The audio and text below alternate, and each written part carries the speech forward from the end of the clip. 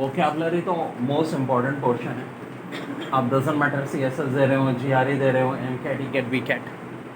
पहला वर्ड है रेशोसिनेशन। ये एक नाउन, ठीक है, जिसके मीनिंग होते हैं प्रोसेस ऑफ लॉजिकल रीजनिंग, यानी किसी चीज़ की लॉजिकल रीजनिंग देना। अब देखो फिर वही बात कि हम चाहते ही हैं, जो मेरी ट्रिक्स होती हैं कि वर्ड्स को हमेशा के लिए याद कर लें। अब देखो शुरू में क्या आ रहा है, रेशो। रेशो किस चीज़ का होता है? हम कहते हैं भाई बॉयज़ या गर्ल्स का रेशो, ठीक है, ECAT MCAT के स्टूडेंट्स का रेशो। अब बॉयज़ गर्ल्स के रेशो के हिसाब से मैं क्या करूँगा, जी हाँ, डिवाइड कर दूंगा कि इतनी चेयर्स रखनी है। तो एक तरह की क्या हो गई है, process of logical reasoning. MCAT के सेक्शन मेरे पास कितने हैं, ECAT के कितने हैं, CSS के कितने हैं, GRE के कितने हैं, ठीक है, फास्ट के NS के सेक्शन कितने हैं, VCAT के कितने हैं, VCAT वालों को कितना टाइम देना है, ECAT वालों को। तो हर चीज़ ये मैं क्या करूँगा, रेशो बनाऊँगा हमेशा, रेशो के हिसाब से। ये चीज़ क्या कहलाएगी, process of logical reasoning. Income जो होती है आपकी, आप क्या करते हो कि इनकम का और एक्सपेंसेस का रेशो निकालोगे। इनकम बढ़ती है तो लोग क्या करते हैं, थोड़े से फजूल खर्च हो जाते हैं, एक्सपेंसेस बढ़ाने लगते हैं। ये भी क्या होती है, प्रोसेस ऑफ लॉजिकल रीजनिंग। तो रेशोसिनेशन को रेशो से जहन में रखना, जहाँ पे हमें लॉजिकल रीजनिंग चाहिए होती है। अब वर्ड है रेवरी, जिसके मीनिंग होते हैं, नाउन है ये, डे ड्रीम या लॉस्ट इन प्लेजेंट थॉट। अब जैसा कि मैंने कहा भाई कि GRE पे 5 करोड़ से 50 करोड़ की स्कॉलरशिप मिलती है। CSS करने के बाद बंदा असिस्टेंट कमिश्नर भी लगता है, बाद में कमिश्नर, चीफ सेक्रेटरी या एम्बेसडर। अमेरिका आप जाओगे, वहाँ का प्रेसिडेंट आपको रिसीव करेगा। अब ये बातें सुनते ही ना कुछ बच्चे क्लास में क्या होगा, सोचने लगे कि यार हम जा रहे हैं जोए बाइडेन से मिल रहे हैं, फिर हॉलीवुड के एक्टर हमसे ऑटोग्राफ लेने आ रहे हैं, यानी क्या वो ड्रीम में आ गए, ठीक है, ड्रीम देखना शुरू कर दिया। और सबसे अच्छा क्या होता है यार, गर्मी बहुत है, गर्मी में दिल क्या करता है, रिवर के किनारे बैठ जाओ और क्या खाओ, रेवड़ियाँ। रेवड़ियाँ तो क्या एकदम दिमाग में आ रहा है, रेवड़ी, रिवर, रेवड़ी, तीनों चीज़ें। इसको हम कैसे रख सकते हैं, रिवर से भी और रेवड़ी से। रिवर पे के किनारे बजा के हम क्या कर रहे हैं, रेवड़ी खा रहे हैं।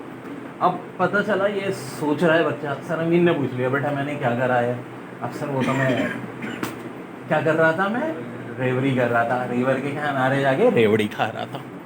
अब एक वर्ड है रैंकल, वर्ब, टू इरिटेट, एकदम से गुस्सा होना, to cause angry feeling, to cause angry feeling. यार अब हर गली में एक टिपिकल अंकल होते हैं, कहने को अंकल होते हैं लेकिन आंटियों से कम नहीं होते, ठीक है, सारी आंटियों वाली आदत है उनकी, ठीक है, वो भी आंटियाँ भी वो जो पुराने ज़माने की आंटियाँ, ठीक है, इधर की उधर, उधर की इधर।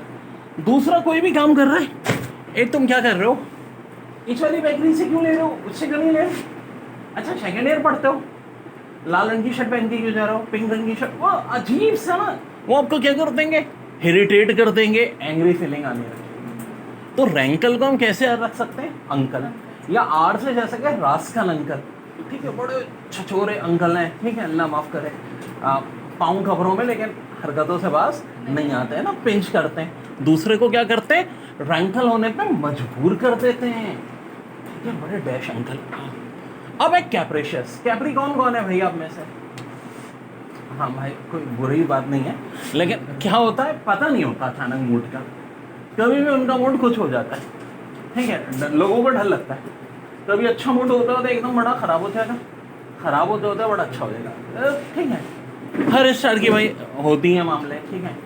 जैसा कि हम स्कॉर्पियो जो होते हैं बड़े एक्सट्रीमनेस, जिससे दोस्ती तो दोस्ती, दुश्मनी तो दुश्मनी, ठीक है।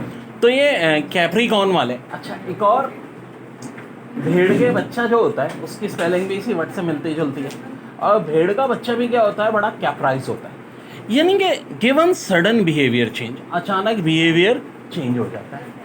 अब देखो एक और तरीके से हम इसको याद रख सकते हो, कैप, एक कैप की दुकान है जिसकी कीमतें बड़ी तेज़ी से चेंज होती रहती है, कभी वो कैप 50 रुपए की हो गई, कभी वो कैप 100 रुपए की हो गई, ठीक है, तो दिमाग में देखो बैठाना है हमने। फिर एक वर्ड है डेवियस, ठीक है, डेवियस, डिसऑनेस्ट या ग्राफ्टिंग। हाँ यार, डेवियस के लिए देवी प्रसाद, पारेश रावल का नाम था किस फिल्म में, हेरा फेरी में। तो वो एकदम से क्या हो गया था, बड़ा शरीफ था, वो अक्षय कुमार सुनील शेट्टी, लेकिन अचानक क्या हो गए थे, डिसऑनेस्ट ग्राफ्टिंग, लालच आ गई थी। तो देवी प्रसाद साहब क्या हो गए थे, हेरा फेरी में डेवियस हो गए और उन्होंने बेईमानी